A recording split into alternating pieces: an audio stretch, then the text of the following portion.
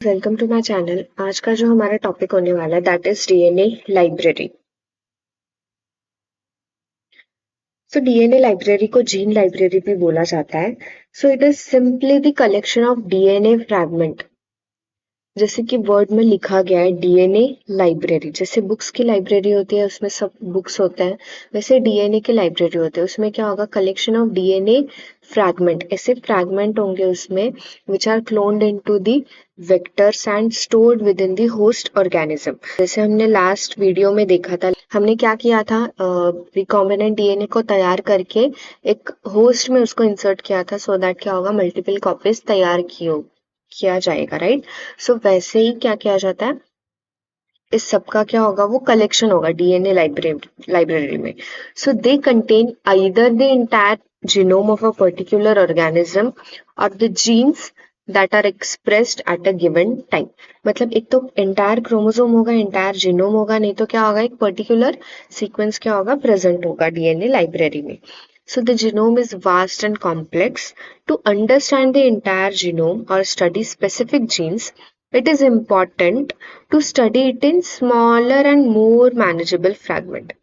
So DNA libraries make the entire genome accessible in small fragment. Genome library का main काम क्या होता है कि हमें वो जीनोम को स्मॉल फ्रैगमेंट्स में अवेलेबल करके, एक्सेसिबल करके देते हैं।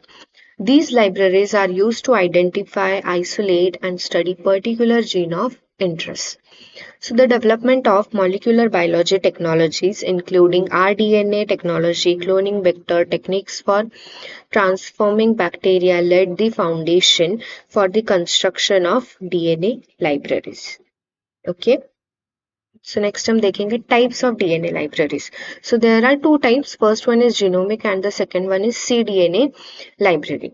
So genomic library क्या है? So genomic library, it is a collection of DNA fragment that represent all the genetic information of an organism. अगर यूकैरियोट्स में देखें तो हमें पता है कि इंट्रॉन्स होते हैं, एक्सॉन्स होते हैं। एक्सॉन्स होते हैं वो कोडिंग होते हैं और इंट्रॉन्स होते हैं वो नॉन कोडिंग होते हैं, राइट। सो वो दोनों के भी क्या होगी, कलेक्शन होगा genomic library में. So this includes both coding and non-coding regions of DNA. Okay, so genomic library क्या है, कलेक्शन है डीएनए फ्रैगमेंट का जिसमें कोडिंग भी होंगे और नॉन कोडिंग रीजन्स भी प्रेजेंट होंगे. Genomic libraries are suitable for a wide range of application including genome mapping, comparative genomics. It allows the study of regulatory element and non-coding sequences. हम non coding sequences जो introns है उनको भी क्या कर सकते हैं, स्टडी कर सकते हैं, that are important in gene expression and regulation. Genomic libraries also have certain disadvantages, including the complexity and size of handling large DNA fragments and the resource intensive process of creating and maintaining such libraries. Okay. So next जो हम देखने वाले हैं that is cDNA library. अब cDNA कैसे तैयार होता है? सो जब mRNA का यूज करके with the help of enzyme reverse transcriptase cDNA form होता है, उस टेक्निक को हम रिवर्स ट्रांसक्रिप्शन भी बोलते हैं, right. So cDNA is nothing but the complementary DNA.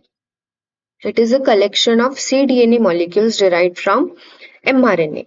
Unlike genomic library, cDNA libraries represent only the expressed gene of an organism.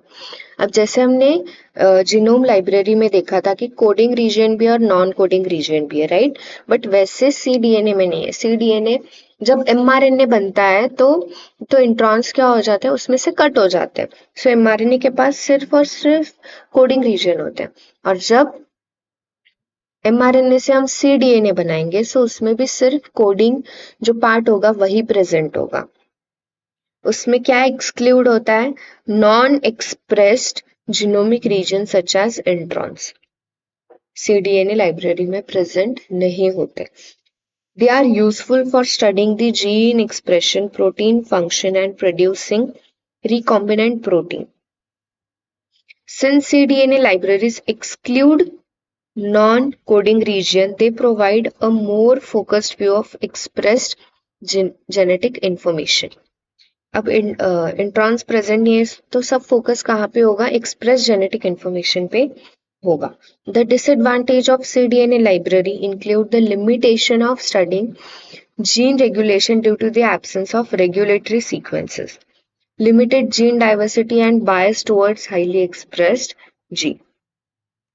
Disadvantage भी होगा क्योंकि उसमें एक्सॉन्स प्रेजेंट नहीं है, सो क्या role actually non coding regions का gene expression में वो हमें समझ में नहीं आएगा. So cDNA libraries are specifically created from eukaryote to study the express gene. खास करके यूकेरियोट्स के लिए बनाया गया है so that हम जो जीन्स एक्सप्रेस होते हैं उनके बारे में हम स्टडी कर पाए. Prokaryote do not contain intron, उनमें इंट्रॉन प्रेजेंट नहीं होते.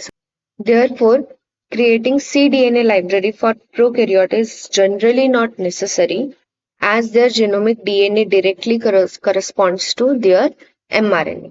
मतलब जो उनका DNA होगा वही उनका क्या होगा, mRNA होगा.